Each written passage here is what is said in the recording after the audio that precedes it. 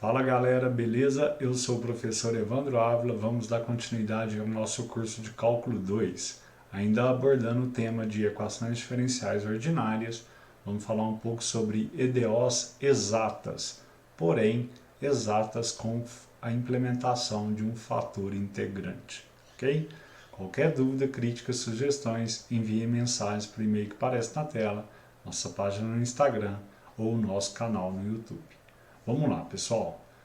Na aula passada, a gente definiu o que seria uma EDO exata e um teorema importantíssimo que, se a EDO é exata, então existiria uma função que dependeria de x e y, que poderia ser igualada a uma constante. Ao igualar a uma constante, aquela relação deixaria de forma implícita a resposta y, ok?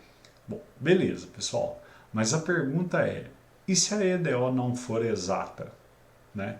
Então você tem um modelo clássico da aula passada, em que você vai fazer a verificação e a derivada de m em relação a y é diferente da derivada de n em relação a x. Essa EDO não é exata. O que fazer? A ideia é implementar um fator que vai integrar a nossa EDO e aí a nossa EDO passará a ser exata, ok? Como que é essa ideia, pessoal? Então vamos lá. Seja μ o fator integrante. Aqui uma coisa importante, a gente não sabe se essa função μ, essa função fator integrante, ela dependa de x ou se ela depende apenas de y. Uma coisa é certa, para nós aqui, a função μ, que vai ser o nosso fator integrante, só dependerá de x ou só dependerá de y. Eu ainda não sei, mas é certo que ela depende apenas de uma única variável, ok? Ok. Então vamos lá. Se eu integrar essa função μ no meu modelo, ou seja, se eu juntar ela ao meu modelo, né, multiplicando, já que é um fator, eu tenho esse novo modelo descrito na equação 2, ok? Então repare que a minha nova função m, que eu estou chamando aqui de m asterisco, seria a função m antiga vezes μ. E a minha nova função n, no meu novo modelo, que aqui eu chamo de n asterisco, será n antiga, né, função n, vezes a μ, ok? E a gente sabe que a EDO é exata se a derivada da m em relação a y é igual à derivada da n em relação a x. Bom, mas agora eu tenho um produto de funções. Então vamos fazer. A ideia é, deriva a primeira, repete a segunda, mais a primeira vezes a derivada da segunda. E a derivada da n em relação a x também eu vou fazer uma regra do produto. Então ficaria nx μ mais n vezes a derivada de μ em relação a x. Ok, pessoal? Vamos juntar esses resultados.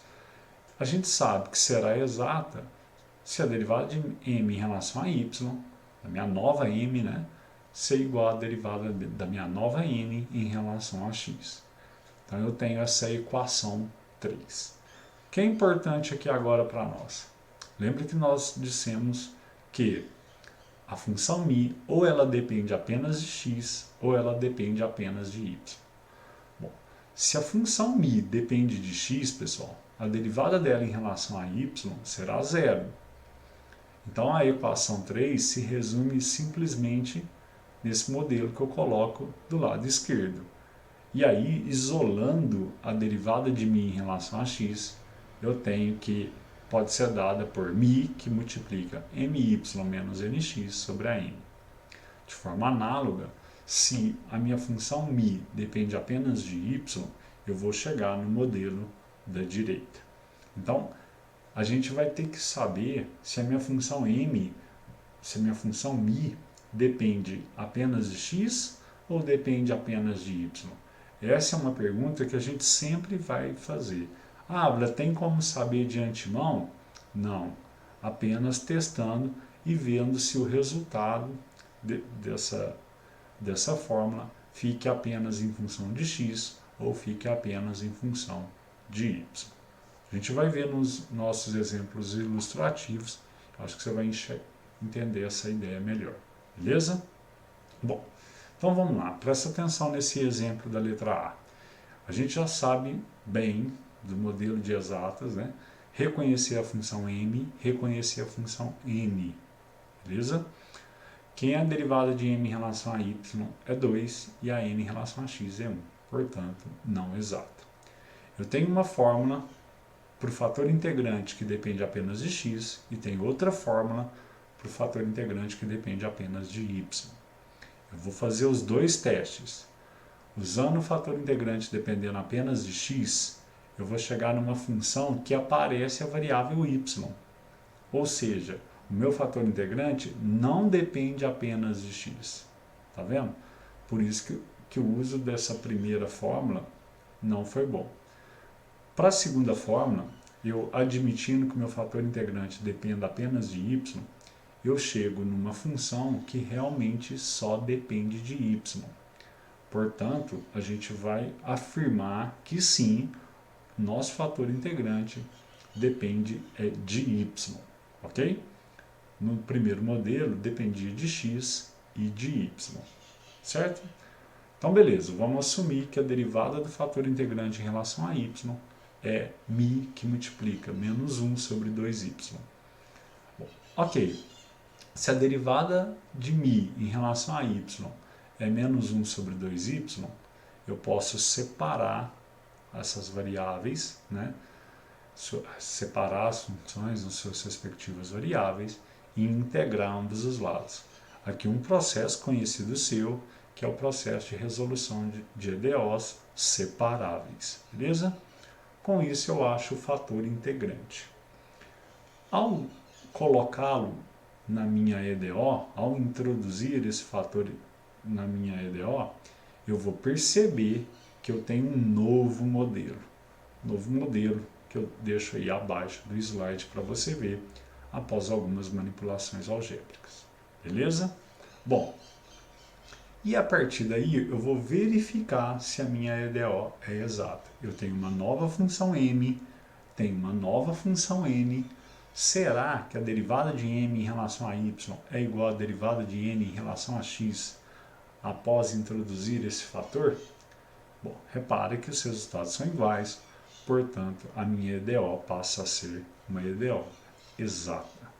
A partir daqui, pessoal, basta você usar seus conhecimentos adquiridos na aula passada sobre a ideia do teorema, que existe a φ, e essa φ é uma constante, portanto, você pode usar a ideia de que a derivada da φ em relação a x é m e a derivada da φ em relação a y é n. A gente vai fazer a mesma coisa que a gente vinha fazendo nas aulas passadas para achar quem é a φ. Achei a φ igual a 2y elevado a meio de x mais uma função que depende de y. A gente já comentou isso, que num processo de integração a constante pode ser uma função que dependa de y. Eu acho quem é essa f de y, né? E vou colocar no meu modelo final. Portanto, pessoal, já que a φ é uma constante, eu chego na resposta final 2y a meio x mais cosseno da raiz de y igual a c. Ou seja, a resposta da minha EDO é uma função y que satisfaz esta relação com a variável x. Tudo bem? Beleza. Vamos um novo exemplo? Olha para a letra B. Você já sabe identificar quem é m, já sabe identificar quem é n. Verifica se é exata. Não. Portanto, precisa de achar um fator integrante. O fator integrante depende de x ou depende de y? Verifico as duas condições. Percebo que, se ele dependesse de y, eu usaria uma fórmula em que a resposta ficaria em função de x e y. Portanto, meu fator integrante não depende de y. Testando a fórmula dependendo de x, eu chego num resultado que realmente só aparece a variável x. Portanto, meu fator integrante realmente depende apenas de x. Bom, então agora eu preciso achá-lo usando a fórmula. De novo, eu caio num modelo de separáveis para achar esse fator integrante, acho e passo a introduzi-lo na minha EDO. Como? Multiplicando, já que é um fator integrante. Beleza? Crio um novo modelo de EDO para ser resolvido. Né? Mais uma vez, defino quem é M, defino quem é a função N. Ao verificar, eu percebo que ela é exata, né? Portanto, eu posso usar o teorema visto na aula passada, a existência da φ e suas duas condições. Ao trabalhar essas duas condições, eu chego na resposta final y igual a x ao cubo mais cx. Repara que na letra B eu consigo deixar de forma explícita, ou seja, eu consigo mostrar a cara exatamente quem é a função y que satisfaz aquele modelo de EDO, aquele modelo inicialmente que nós tínhamos. Ok, pessoal?